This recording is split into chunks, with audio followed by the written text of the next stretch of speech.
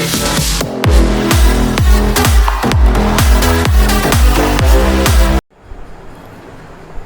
Students, welcome to my channel. आज बहुत दिन के बाद हम जो है आज एक फ़ेस टू फेस इंटरेक्शन हुआ है और इस बीच में हमने जो दिया है कुछ वीडियो डाला था, तो विदाउट फेस सिंपली साउंड जो है आपको जा रहा था, तो computer through the computers we that videos हम लोग पूरा किए थे, परफॉर्म किए थे। आज जो ये वीडियो है ये बेसिकली क्लास 10 के लिए है और वी क्लास 10 जो हमारा एसएससी बोर्ड के लिए जो प्रिपेयर्ड कर रहे हैं, जो भी एस्पिरेंट है, कैंडिडेट है, उसके लिए है। इसमें कुछ रिड्यूस हुआ है, जैसे कि हमने लास्ट वीडियो में भी डाला था कि सिलेबस जो है रिड्यूस हुआ है। आप अगर इस सिलेबस से रिलेटेड आप इसका डिटेल इन्फॉर्मेशन, अगर आपको डिटेल इन्फॉर्मेशन चाहिए रिड्यूस सिलेबस के लिए, तो मेरा जो लास्ट वीडियो है उसमें specially for the reduce syllabus का डिटेल इन्फॉर्मेशन मेरा लास्ट वीडियो में है। अगर उसका जो है हम डिस्क्रिप्शन बॉक्स में भी आप देख सकते हैं मेरा, तो उस वीडियो को भी आप देखिए सो दैट कि आपका बेसिक आइडिया आपको पता चलेगा कि जो क्या क्या सिलेबस में है, पोर्शन में है और क्या हमको पढ़ना है। तो that video is very informative for you for the board exam.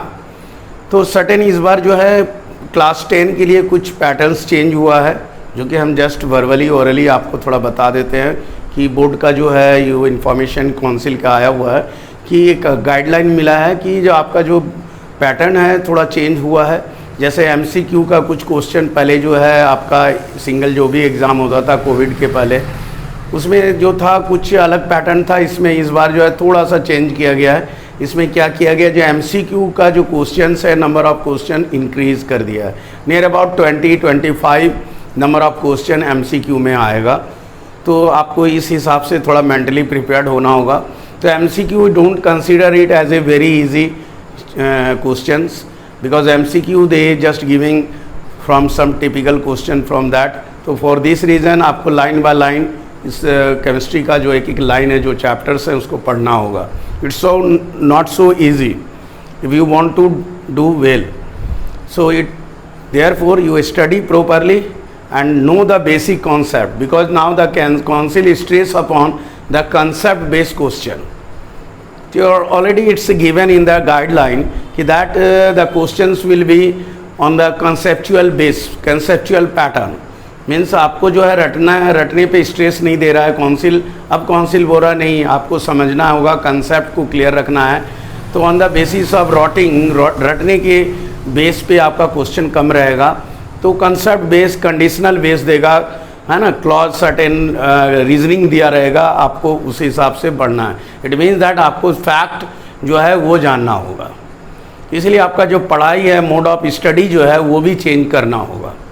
ठीक है, तो according to that you have to study, you have to plan it. Now start करते हैं हम लोग। ओके, तो आज जो हम आपका जो चैप्टर है, फर्स्ट चैप्टर इसमें दैट इज़ ये मोल कॉन्सेप्ट। इसके पहले जो है वीडियो में हमने डाला था, जैसे एसिड बेस का डाला था हमने, तो कुछ चैप्टर्स हमने ऑलरेडी डिस्कस कर चुके हैं। अगर आप वो सब वीडियो देखना चाहते हैं तो आप मेरा उसमें जाके चैनल में जाके आप देख सकते हैं सब्सक्राइब करके। ओके, तो so you now today we just now start mole concept and stoichiometry. ये चैप्टर जो है इम्पॉर्टेंट है, इसमें भी रिड्यूस है। जैसे एसटीपी का मतलब क्या है ये पहले आप जानिए, जो बेसिक है, this must be know. STP standard temperature pressure, तो इसका जो टेम्परेचर होगा हम लोग मानते हैं 0 डिग्री सेल्सियस और 273 kelvin temperature. Now this one atmospheric pressure means कितना प्रेशर होना चाहिए, 1 atm और 760 mm Hg और 76 सेंटीमीटर ऑफ Hg। ठीक है, ये आपका था STP. Absolute zero means 0 kelvin और -273 degree Celsius. It's already given here. Now अब ये उठता है कि मैक्सिमम जो स्टूडेंट को स्टोइकियोमेट्री क्या है ये नहीं पता है। तो एक्चुअली है क्या स्टोइकियोमेट्री? एक ब्रांच है, एक स्टडी है, टॉपिक है विच मेज़र द क्वांटिटेटिव रिलेशनशिप। एक क्वांटिटेटिव रिलेशन को मेज़र करता है। क्या चीज़? जो सपोज रिएक्टेंट एंड प्रोडक्ट है, रिएक्टेंट आपस में रिएक्ट हुआ, प्रोडक्ट बना, तो किस रेशियो में, किस क्वांटिटी में आपस में कंबाइन हुआ, उसका क्या रिलेशन है, that is called stoichiometry. It measures the quantitative relationship and is used to determine, यहाँ clear है, and is used to determine the amount of reactant and product. ठीक है, तो कितना रिएक्टेंट यूज़ हो रहा है किसी भी रिएक्शन में और कितना प्रोडक्ट फॉर्म हो रहा है किसी भी रिएक्शन में, ये निकलता है, ये मेज़र करता है. नाउ नेक्स्ट में हमारा जो टॉपिक वाइज आज जो वीडियो है टोटली टॉपिक्स वाइज जो रिड्यूस सिलेबस है, according to that reduce syllabus हम लोग आज स्टार्ट कर रहे हैं. तो नाउ इसके बाद जो टॉपिक आता है Gay Lussac's law of combining volumes. तो ये है Gay Lussac's law. According to this law when gases react with certain volume, it's only applicable in gas, do not include liquid and solid. ये सिर्फ गैस से रिलेटेड है. तो when gases react with certain volume which bears a simple ratio, simple whole number ratio में आपस में gas जो है रिएक्ट करेगा, कंबाइन करेगा, तो एक सिंपल होल नंबर रेशियो में आएगा. And also to the volume of product. इसका रेशियो जो होगा कंबाइनिंग रेशियो, ये क्या रहेगा, सिंपल होल नंबर में रहेगा, नॉट इन फ्रैक्शन. सपोज अब एग्जांपल आप देख सकते हैं. As for example suppose I say कि nitrogen gas reacts with hydrogen. If nitrogen reacts with combined with hydrogen it form ammonia NH3. Okay, so if you balance it, अगर हम इसको balance करना है, नाइट्रोजन 2 है तो यहाँ आपको 2 देना होगा. You balance it, now hydrogen becomes 3 2 जा 6, तो यहाँ hydrogen 3, now it's balance. So what we see, what we observe here, that is यहाँ पे देखिए कुछ नहीं है, मतलब 1 है, that is 1 volume. Here 3 means 3 volume and here 2 means 2 volume. So what will be the ratio here, reactant and product. ये reaction का रेशियो हो गया 1:3:2. तो ये रेशियो हुआ. तो यही स्टडी करता है, ये गै-लुसाक्स लॉ में यही बताया गया. ठीक है. सिमिलरली अगर एक और एग्जांपल आप देख सकते हैं, suppose carbon monoxide plus oxygen it forms CO2 gas. All this it should always remember that ये गैस में ही सिर्फ एप्लीकेबल होगा. तो यहाँ पे अगर बैलेंस करते हैं हम इसको, तो यहाँ पे अगर 2 देते हैं तो 2 2 जा 4, ये बैलेंस हो गया. ठीक है. अब यहाँ पे देखते हैं कि ये 2 वॉल्यूम है एंड यहाँ पे 1 वॉल्यूम, आगे कुछ नहीं, मतलब 1, अगेन ये 2 वॉल्यूम. ठीक है. यहाँ आगे में कुछ नहीं मीन्स 1, तो दैट इज़ 2:1:2. तो एक सिंपल होल नंबर रेशियो में ये आता है. तो ओवरऑल ये जो गै-लुसाक्स लॉ का कंबाइनिंग वॉल्यूम है यही है कि गैस जब कंबाइन होगा और प्रोडक्ट जो बनेगा उसका जो रेशियो होगा वॉल्यूम का एक सिंपल होल नंबर रेशियो में होगा. वेरी इजी, एकदम आसान है, इसको कहीं से कोई कॉम्प्लिकेसी नहीं करना है. ठीक है, ये आ गया. अब इस बेस में जो न्यूमेरिकल्स है ये इम्पॉर्टेंट है. इस बार का जो बोर्ड है इसमें जो न्यूमेरिकल्स पार्ट है सिर्फ स्टोइकियोमेट्री का या मोलर मास, मोलिकुलर वेट का जो मास है वो निकालना, परसेंटेज निकालने, परसेंटेज ऑफ कंपोजिशन जिसको बोलते हैं, वो सब रिलेटेड है. एम्पिरिकल एंड मॉलिकुलर फार्मूला, उससे रिलेटेड जो है क्वेश्चन आएगा, वेपर डेंसिटी. तो ये सब से रिलेटेड आपका टॉपिक से जो है आपका न्यूमेरिकल आएगा. तो so go through the numericals on this basis of topics. ये टॉपिक्स में जितने भी न्यूमेरिकल्स है वो आराम से करिए. एक आपके लिए इजी पार्ट है कि मोल कॉन्सेप्ट नहीं आ रहा है, जैसे number of moles, molecules, gram atomic mass, वो जो निकालने के लिए फाइंड आउट करने, जो find out the number of moles कितना होगा या उसका नंबर ऑफ एटम्स कितने होंगे, ये जो है इससे रिलेटेड क्वेश्चन आपका न्यूमेरिकल में नहीं है. ये आपका डिलीट कर दिया गया, सिलेबस से हटा दिया गया, बिकॉज अभी जो है रिड्यूस सिलेबस फिर से काउंसिल ने इस बार जो फ्रेश दूसरा जो भेजा है इस फॉर द 23 अगले साल के एग्ज़ाम के लिए. तो ये रिड्यूस सिलेबस के हिसाब से आपको फॉलो करना है और उसको प्रिपेयर होना है. तो नाउ अभी क्या हो रहा है, 2 साल से जो केमिस्ट्री हो, इवन साइंस पार्ट पूरा इजी हो गया, ईजियर आ गया एज़ कम्पेयर टू पहले के प्रीवियस हिसाब से. तो नाउ अभी आप अपना परफॉर्मेंस को अच्छा कर सकते हो. इस बार का जो 2022 में जो रिज़ल्ट आया, बहुत सारे बच्चे जो है आउट ऑफ 100 मार्क्स आया है केमिस्ट्री में.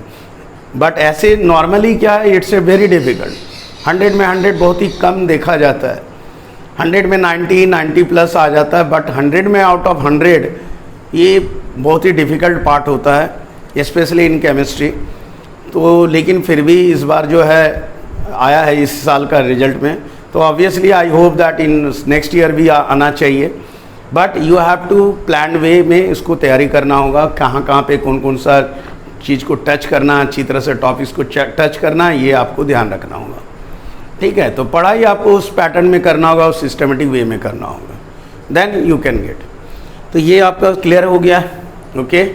नाउ अब हम लोग आ जाते हैं इस टॉपिक से रिलेटेड कुछ न्यूमेरिकल पार्ट्स में। न्यूमेरिकल जो कि कुछ इंपॉर्टेंट है, कैसे सॉल्व करना है, ये हम लोग देखेंगे एकदम ईजियर पार्ट में, एकदम ईजी वे में, एकदम ईजीली आपको ईजी लैंग्वेज में आपको समझ में आना चाहिए, समझाएंगे सो दैट कि आपको आसानी से समझ में आ जाए। बेसिकली पूरा कंसेप्ट बेस्ड क्वेश्चन आता है, ओके। तो नाउ स्टार्ट करते हैं हम इसको आगे, नेक्स्ट क्वेश्चन हम लोग स्टार्ट करते हैं। नाउ क्वेश्चन देखते हैं हम लोग। क्वेश्चन क्या है, that is what volume of oxygen would be required. What volume of oxygen, oxygen कितना ज़रूरत पड़ेगा, रिक्वायर्ड टू बर्न कंप्लीटली। क्या बर्न करेगा, तो acetylene, C2H2 hydrocarbon is there, ये हाइड्रोकार्बन है, एसिटिलीन इसको बोलते हैं। तो 200 ये गैस है, तो 200 ml ऑफ एसिटिलीन ये अगर बर्न कर रहा है इन प्रेजेंस ऑफ ऑक्सीजन के प्रेजेंस में बर्न कर रहा है, ठीक है। तो बर्न करेगा तो पूरा कितना ऑक्सीजन वॉल्यूम लगेगा अगर 200 ml of acetylene completely burn करता है, तो कितना ऑक्सीजन लगेगा, ये क्वेश्चन है इसमें। दूसरा क्वेश्चन है इसमें अगेन अटैच है, what would be the volume of CO2।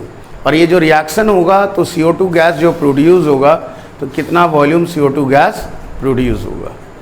तो यहाँ पे आपको हमेशा ध्यान रखना है, ऑलवेज रिमेंबर दैट, कि कोई भी hydrocarbon, carbon and hydrogen means hydrocarbon, जब बर्न करेगा मतलब रिएक्ट करेगा इन प्रेजेंस ऑफ ऑक्सीजन के साथ बर्न करता है, तो हमेशा always carbon dioxide and water, ये कार्बन डाइऑक्साइड और वाटर प्रोड्यूस करता है। तो वाटर ऑब्वियसली ये लिक्विड हो गया, तो हमारा इस रूल के हिसाब से ये काउंट नहीं होता है, इसको नील लिखना है, ठीक है।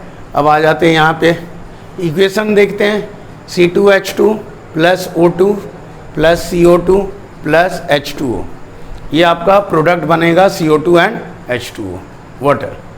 इसको हमने बैलेंस किया है यहाँ पे 2 and 5 सो दैट कि ये बैलेंस हो 4 to 8 and 2 10, तो 10 ऑक्सीजन के लिए यहाँ 5 देंगे, और हाइड्रोजन 2 to 4, तो यहाँ पे 2 to 4, कार्बन 4, कार्बन 2 to 4। तो हम क्या करेंगे, पहले इक्वेशन को लिखेंगे according to the question, question के हिसाब से हमने इसको इक्वेशन को फॉर्मुलेट करना है, ठीक है। ये एक इम्पॉर्टेंट पार्ट है, ये आपको सही करना होगा। अगर आप बैलेंसिंग गलत करते हैं या इक्वेशन गलत लिखते हैं, तो देन ये आपका पूरा आंसर आपका रॉन्ग होगा। तो ऑलवेज थोड़ा सा केयरफुल रहना है कि अकॉर्डिंग टू क्वेश्चन के हिसाब से हमको इक्वेशन फॉर्मुलेट कर लेना है, okay. And then balance it. Balance करने के बाद आपको देखना है, जब बैलेंस किए इसमें मतलब आगे 2 है मीन्स 2 वॉल्यूम, आगे 5 है मीन्स 5 वॉल्यूम, आगे अगेन 4 है तो 4 वॉल्यूम, ये जो है लिक्विड पार्ट है मीन्स नील, ठीक है। अब आपको यहाँ दिख रहा है कि एसिटिलीन अगर 2 वॉल्यूम है एसिटिलीन, तो 5 वॉल्यूम ऑक्सीजन रिक्वायर्ड, कितना ज़रूरत पड़ रहा है, 5 वॉल्यूम ऑक्सीजन का ज़रूरत पड़ेगा कंप्लीट रिएक्शन को करने के लिए। इट मीन्स दैट कंप्लीट ये बर्न होगा कब, अगर 2 वॉल्यूम ऑफ एसिटिलीन है तो 5 वॉल्यूम ऑफ ऑक्सीजन का ज़रूरत पड़ेगा, रिक्वायरमेंट होगा कंप्लीट बर्न करने के लिए according to the equation reaction, ये हमको बतला रहा है। अब इसी को बेस मान के हम सॉल्व कर लेंगे।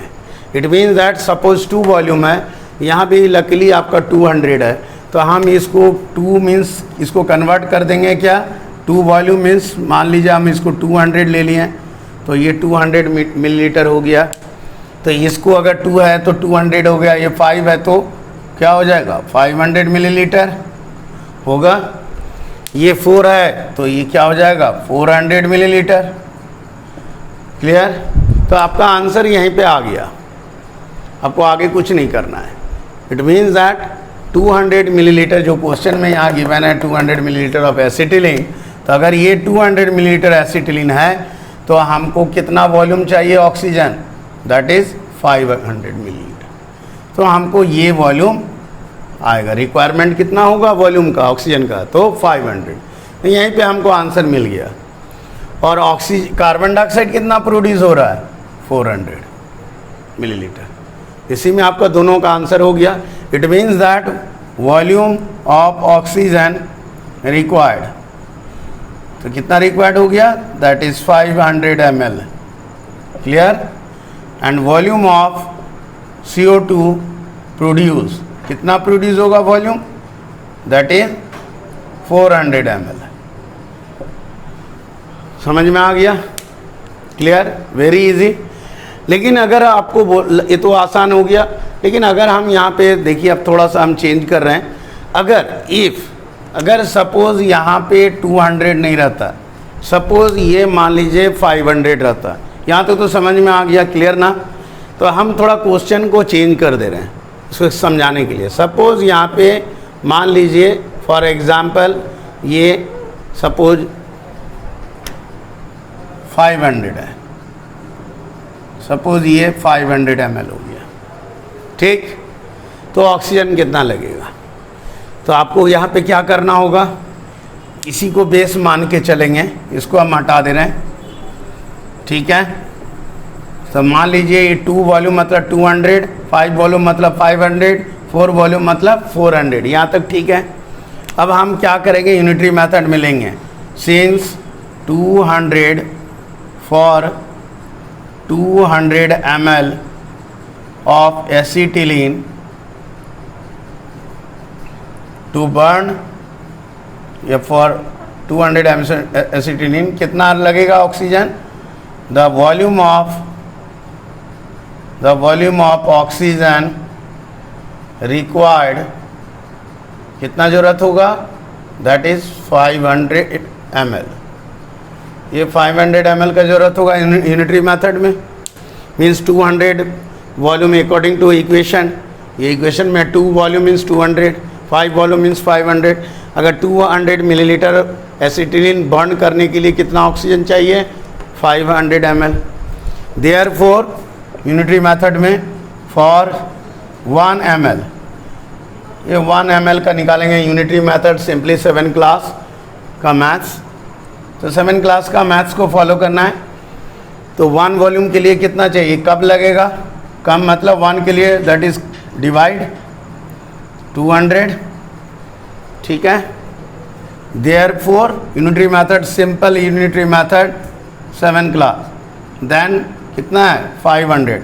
तो देयरफॉर 500 ml के लिए कितना लगेगा, देन वॉल्यूम ऑफ ऑक्सीजन कितना लगेगा, that is 500 divided by 200 into 500। ठीक है? क्लियर? समझ में आ रहा है? अब इसको सॉल्व कर देना है। ये ज़ीरो कैंसिल, ये 2 कैंसिल हो गया।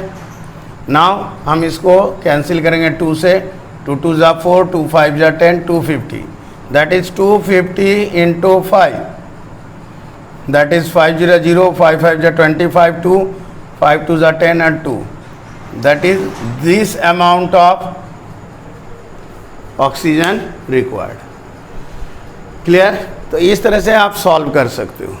सिमिलरली अगर CO2 होगा तो same to same 200 ml of volume oxygen की जगह में आप CO2 लिखो, CO2 प्रोड्यूस 400, तो 200 में 400 प्रोड्यूस हो रहा है, देन देयरफॉर 1 में मीन्स 200, यहाँ पे 400 आ रहा है CO2, 400 बाई 200 देयरफॉर 500, तो 400 बाई 200 इंटू 500 सॉल्व कर देना है। क्लियर? तो इस तरह से हमारा ये इस तरह का न्यूमेरिकल्स इजीली सॉल्व होगा। ओके? सिंपल, एकदम वेरी सिंपल बेस सॉल्व है, सॉल्यूशन है, दैट इज यूनिटरी मेथड के थ्रू से आप इक्वेशन सॉल्व करके इक्वेशन पुटअप करिए and then you follow that method. Okay? Now next question पे आते हैं। ओके, तो आगे अगला क्वेश्चन आते हैं। तो नेक्स्ट क्वेश्चन देखिए, if 6 litre of hydrogen gas है, 6 litre of hydrogen and 5.6 litre of chlorine, both are gas are mixed, mixed किया गया, तो ऑब्वियसली जब मिक्स होगा तो दोनों रिएक्ट करेगा, हाइड्रोजन एंड क्लोरीन गैस क्या होगा, रिएक्शन होगा। And what will be the composition, तो ये जो मिक्सचर बनेगा उसका कंपोजिशन बाय वॉल्यूम, मतलब कंपोजिशन मतलब हो गया क्या क्या ये बन रहा है, कितना वॉल्यूम इसका होगा ये बताना है, और साथ में इसमें कितना वॉल्यूम यूज़ हुआ या कितना वॉल्यूम बच गया लेफ्ट, ये बताना है। तो what volume of the resulting gaseous mixture. ना अब देखिए क्वेश्चन के हिसाब से, according to question, hydrogen reacts with chlorine mix with chlorine, तो when hydrogen reacts with chlorine obviously क्या बनेगा, HCl बनेगा। इसको हम लोग क्या करेंगे, बैलेंस कर लिए, हाइड्रोजन 2 क्लोरीन 2, ये हम बैलेंस किए। ये आपको ध्यान रखना कि बैलेंस करना, ऑलवेज जब भी सॉल्व करेंगे तो सबसे पहले इक्वेशन लिख के उसको बैलेंस करना है, ठीक है। अब आ जाते हैं यहाँ पे क्वेश्चन पे आते हैं। यहाँ कितना वॉल्यूम है, दैट इज़ कुछ नहीं है मतलब 1 वॉल्यूम। यहाँ कितना वॉल्यूम है, कुछ नहीं है मतलब 1 वॉल्यूम। और यहाँ पे 2 है तो 2 वॉल्यूम, ये कंडीशन है अकॉर्डिंग टू इक्वेशन। अगर रिएक्शन होता है तो इस रेशियो में इसको वॉल्यूम का जरूरत पड़ेगा, यही है Gay Lussac's law. When the gas is react तो what the volume of combination, यही वॉल्यूम ऑफ कॉम्बिनेशन है और प्रोडक्ट का। क्लियर ना। अब हम लोग क्या करेंगे, क्वेश्चन पे आएंगे। अब क्वेश्चन क्या दिया है, 6 लीटर हाइड्रोजन है यहाँ, तो अगर हम बोलेंगे कि अगर 6 लीटर हाइड्रोजन है, अगर 1 है तो ये भी 1, अगर 6 है तो ये भी 6 लीटर होना चाहिए अकॉर्डिंग टू इक्वेशन। कितना होना चाहिए, 6 लीटर, क्योंकि ये 1 वॉल्यूम है तो क्लोरीन भी 1 वॉल्यूम लगेगा, इक्वली यूज़ हो रहा है, इक्वली कंज्यूम हो रहा है, दोनों का कंजम्पशन इक्वल है, यूज़ इक्वल है रिएक्शन में। तो अगर ये 6 लीटर है तो ये भी 6 लीटर होना चाहिए। तो प्रोडक्ट कितना बनेगा, 6 2 12, जस्ट डबल, तो 12 लीटर होगा। लेकिन यहाँ ऐसा नहीं है, यहाँ पे थोड़ा कंडीशन चेंज है, क्योंकि यहाँ पे देखिए आप 5.6 लीटर क्लोरीन है, तो यहाँ पे इसका मतलब हमको यहाँ 6 नहीं है, यहाँ पे कितना हो गया, अगर 6 हुआ तो ठीक था, लेकिन यहाँ पे है 5.6 लीटर। तो ये इसका कंजम्पशन है 5.6 लीटर यूज़ है, लेकिन कंजम्पशन कितना होना चाहिए, यूज़ कितना होगा 6 लीटर का। अगर 6 लीटर ये है, ये लेकिन कम हो गया, ऑब्वियसली क्या होगा, ये पहले ख़त्म हो जाएगा, क्लोरीन पहले, कंजम्पशन क्लोरीन का पहले हो जाएगा ख़त्म कंप्लीट, तो ये क्लोरीन गैस जो है यूज़ हो जाएगा पहले, यूज्ड अप होगा।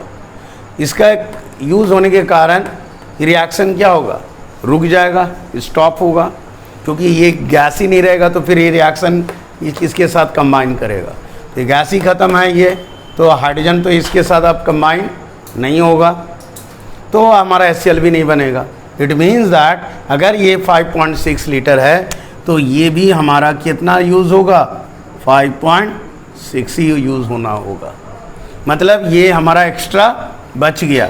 तो लेफ्ट कितना बच जाएगा यहाँ, 6 माइनस 5.6, दैट इज़ 0.4 लीटर, ये लेफ्ट हो जाएगा, इसका यूज़ नहीं हो पाएगा क्योंकि ये पहले ही ख़त्म हो जाएगा। तो कितना बच जाएगा, 0.4 लीटर ये बच जाएगा, ठीक है। और इधर भी जो है हमारा रिएक्शन जो होगा, दैट इज़ ये जो हमारा रिएक्शन होगा ये कितना होगा, 2 वॉल्यूम है, किसका, इसका डबल होगा, मतलब यहाँ भी 5.6 का ही यूज़ हो रहा है, यहाँ भी 5.6 का ही यूज़ हो रहा है, ठीक है। तो इसका जस्ट डबल, मतलब 5.6 इंटू 2, दैट इज़ 11.2 लीटर इसका इस्तेमाल होगा। क्लियर। तो ये आपका आ गया, यही आपका यहाँ पे आंसर है। तो आंसर आपका क्या हुआ, मिक्सचर का कंपोजिशन, तो वॉल्यूम ऑफ HCl का वॉल्यूम कितना प्रोड्यूस हुआ, दैट इज़ 11.2 लीटर।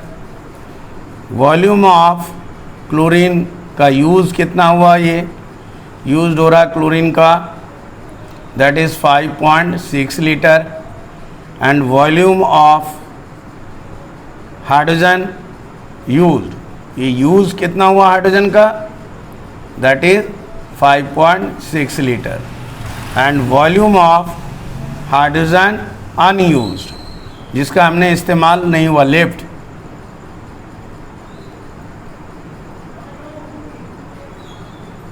अनयूज्ड, ये अनयूज्ड वॉल्यूम कितना है, दैट इज 0.4 लीटर। बस this will be your answer, आपका यही आंसर कंप्लीट हो गया।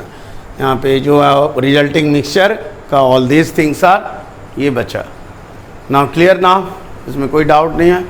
ओके देन, तो आज का ये जो 2 वीडियो था, हमने जो भी डाला था, इसके पहले वाला जो वीडियो है वो रिड्यूस सिलेबस के बारे में दिया था, उससे रिलेटेड आज हमने पहला सिलेबस में, इसके पहले ऑल्दो हमने दिया है एसिड बेस का क्वेश्चन चैप्टर हम लोग डिस्कस किए हैं, तो कुछ और पीरियडिक टेबल का भी डिस्कशन है, तो आप वो सब वीडियो को देख सकते हैं। And for this you have to subscribe my channel. So now next, इस वीडियो में हम लोग बहुत ही वेरी सिंप्लीफाई वे में हम लोग इसको डिस्कस किए थे।